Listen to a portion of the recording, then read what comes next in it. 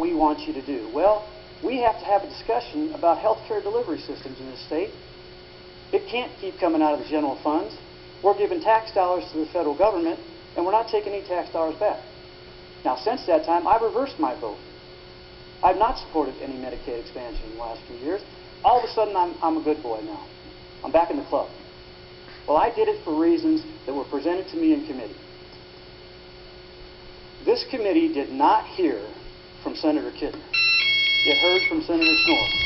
The questions that were asked to Senator Schnoor were not answered to the satisfaction of the committee, and the evidence was not compelling to vote it out of committee. Now, it's Senator Kintner's right to bring it out on the floor today, and I appreciate that. And I think if you have questions for Senator Kintner, you should ask those questions today. But let me refer you to the last line in Martha Scotter's... 1 minute, Senator. Thank you, Mr. Chair. Or Mr. President, I'm sorry. The last sentence in this article.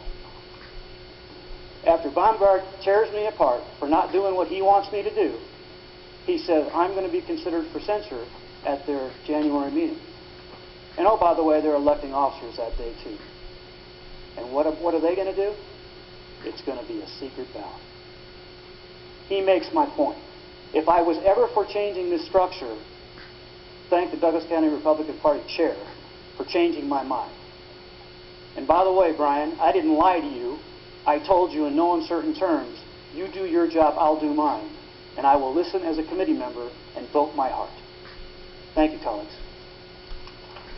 Senator Nordquist, you are recognized. Thank you, Mr. Speaker. And members, I rise in opposition to the proposed amendment by Senator Kintner. I certainly appreciate his passion on this issue. But this is an issue that the Rules Committee has vetted.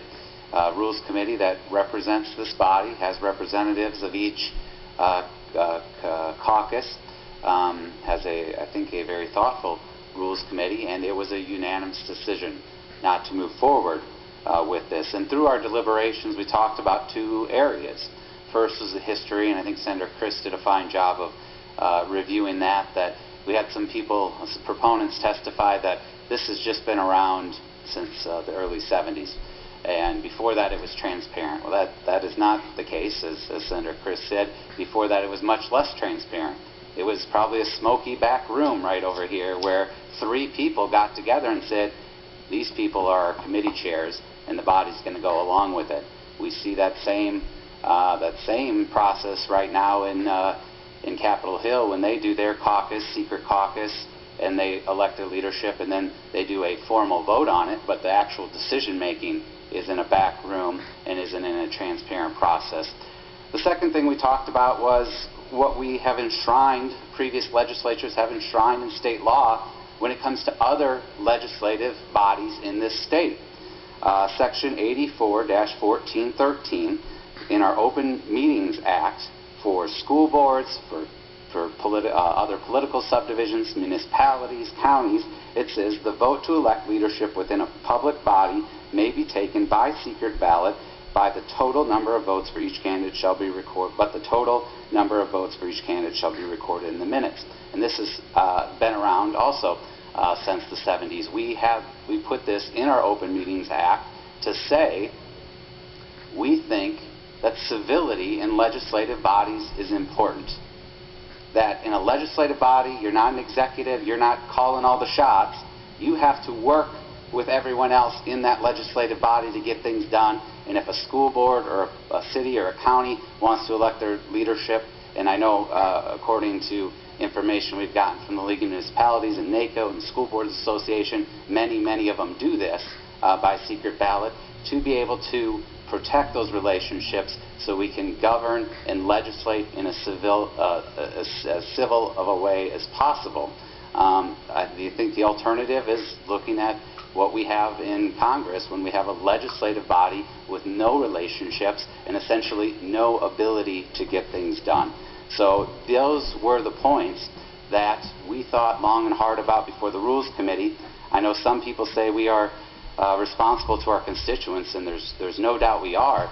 I took this at the beginning of the month. I've had 2 neighborhood association meetings and have put to those neighbors. I asked them, I know you contact me often about public safety and property taxes and education, but what do you think about the need to have a secret ballot. What do you think about, because in my 10 years as a staffer, as a legislator, I have never taken a call as a staffer or as a senator, and my staff has never taken a call telling me to vote for somebody for committee chair. And I've asked other legislative staff that have been around, have you ever had calls encouraging your legislator to vote one way or another for committee chairs? And the resounding answer is no. I think our constituents understand this is about electing personalities and people over policy. I think they trust us to come down here to meet each other and decide who it is that we want to represent us in leadership positions. Thank you, Mr. President. The chair recognizes Senator Ebke. Thank you, Mr. President. I rise today in support of Senator Kintner's proposed amendment to the rules. As a lifelong Nebraskan, I remember actually coming to this great building on an elementary school field trip, and I remember the semester of 8th grade Nebraska history that we took. And I remember the great stories about George Norris, and I remember how we were told about how we are the only unicameral legislature in the country, and that our unicameral works because the people are the second house. Mr. President, unlike other legislatures, there's no other body across the hall that can provide a counterweight to our mistakes or simply our impulses. Our counterweights are the citizens who sent us here, and they deserve to know how we vote on everything, including those leadership votes. Because even though this is only my 7th day in this august body, it's clear to me that those we elect as leaders have a lot to do with how the legislation moves through the body. I understand the impulse for maintaining secret ballots. It's a very human impulse. Most of us don't like to hurt others' feelings, and we operate under the expectation that a ballot cast in secret amounts to the avoidance of hurting those feelings. But we're all adults here, and we owe each other honesty more than we owe them a promise of comfort. We're all elected to serve the people of our districts, and we owe our constituents transparency in our actions so that they can hold us accountable, or maybe even occasionally they'll pat us on the back. The second house can't do its job if we cast secret ballots.